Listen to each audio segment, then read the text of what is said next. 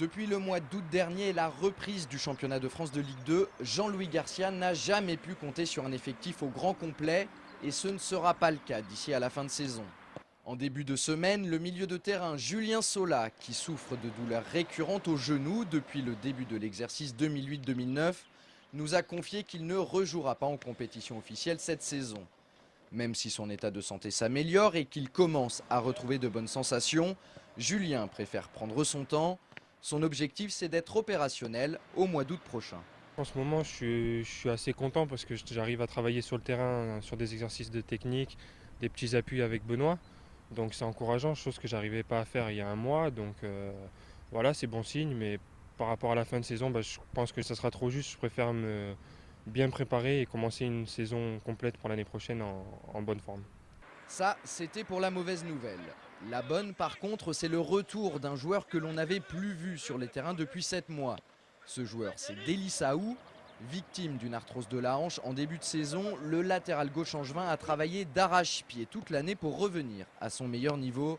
Ce week-end, il a même participé à la rencontre de l'équipe réserve contre Carquefou en CFA2. À cette occasion, nous lui avons rendu visite pour recueillir ses premières impressions. On en a également profité pour évoquer son avenir personnel puisque Delis arrive en fin de contrat avec le SCO. Entretien. Dans ma tête, c'est vrai que le fait de reprendre, c'est pas évident dans le sens où après une longue absence, tu as tendance à te poser des questions sur tes capacités. Maintenant, je suis pas trop du genre à douter, j'ai assez confiance en moi.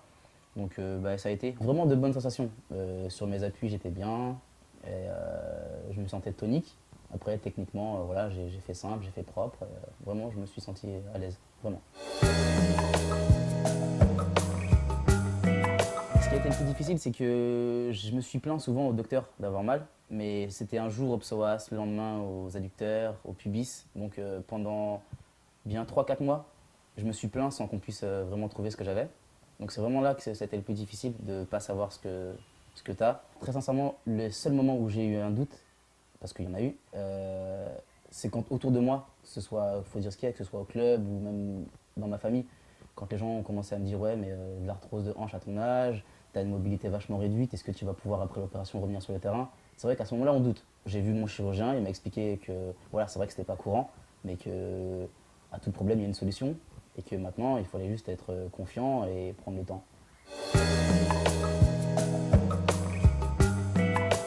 Pour l'instant j'ai pas de certitude à cette heure-ci sur mon avenir. Je ne sais pas exactement ce qu'il en est de leur côté, même si on a eu des discussions en mi-saison où c'était pas très encourageant. Ils ont clairement dit à mon manager qu'ils ne comptaient pas sur moi pour l'année prochaine. Donc voilà, maintenant on ne se fait pas la guerre, ça fait partie de la vie du sportif. Je pense que c'est au coach et au manager général de voir leurs besoins. Voilà, s'ils pensent que je peux encore rendre des services, eh bien, je suis à disposition.